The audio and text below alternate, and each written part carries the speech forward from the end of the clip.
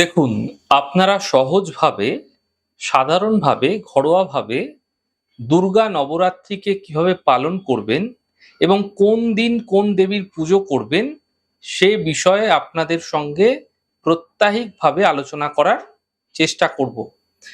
আজকে আলোচনা করব নবরাত্রির প্রথম দিন আপনারা কোন দেবীর পুজো করবেন।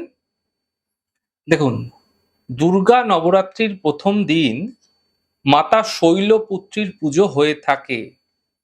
তো নবরাত্রির মধ্যে মা শৈলপুত্রী হলেন নবদুর্গার প্রথম রূপ।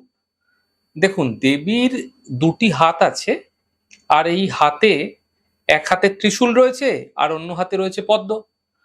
ত্রিশূল দ্বারা দেবী সংহার মূর্তির প্রকাশ করে আছেন এবং অন্য হাতে পদ্ম দ্বারা তিনি ভক্তদের অভয় দান করছেন, অর্থাৎ আপনার যেন মানসিক ভয় দূর হয়ে যায় তা দান করে থাকেন।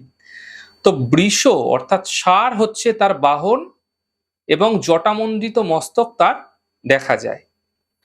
তার বাহন হলো বৃষ, ষাঁড় অর্থাৎ নন্দী, আপনারা সকলেই জানেন নন্দীকে।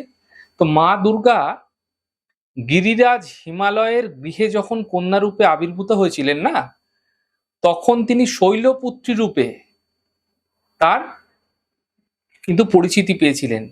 তাই মা শৈলপুত্রীর পুজো নবরাত্রির প্রথম দিন করা হয়ে থাকে। তো দেবী শৈলপুত্রী নবগ্রহের মধ্যে চন্দ্র গ্রহকে নিয়ন্ত্রণ করেন। চন্দ্র আমাদের কি করে? মনের কারক। চন্দ্র কিসের কারক? মনের কারক। তো মনের কারক, মনের যে বিকার রয়েছে তা দূর করে, মনের ভয় দূর করে, যেটা প্রথমে বললাম যে অভয় দান করে থাকেন মা। মনের যত কালিমা আছে তা দূর করতে সাহায্য করে দেবী শৈলপুত্রী। তাই নবরাত্রির প্রথম দিন যদি মাতা শৈলপুত্রীর উপাসনা করা যায়, পূজা করা যায়, এতে আপনার মনস্কামনাও পূর্ণ হবে এবং আপনার মন থেকে যে বিভিন্ন ধরনের নেগেটিভ ভয় ভীতি এগুলো কিন্তু দূর হতে দেখতে পাবেন। তাই দেবী শৈলপুত্রীকে আপনারা গাওয়া ঘি দিয়ে বানানো যে কোনো ভোগ আপনারা নিবেদন করুন।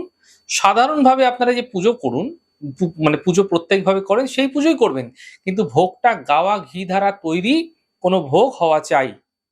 এরকম ধরনের ভোগ দ্বারা দেবী পুজো করুন, এতে চন্দ্রের অশুভত্ব হ্রাস পাবে, কমবে। তাই আপনাদের এই নবরাত্রির প্রথম দিনে মহালয়ার পরবর্তী দিন অর্থাৎ 22 তারিখ দেবী দুর্গার চিত্র, কোনো শৈলপুত্রীর চিত্র আপনাদের দরকার নেই, আপনারা সাধারণ পুজো করুন। তাই ঘরে আপনারা দেবী দুর্গার সামনে আপনারা শৈলপুত্রীর মায়ের মুখ কল্পনা করে, চিত্র কল্পনা করে আপনারা দেবী দুর্গার সামনে ভোগ অর্পণ করুন।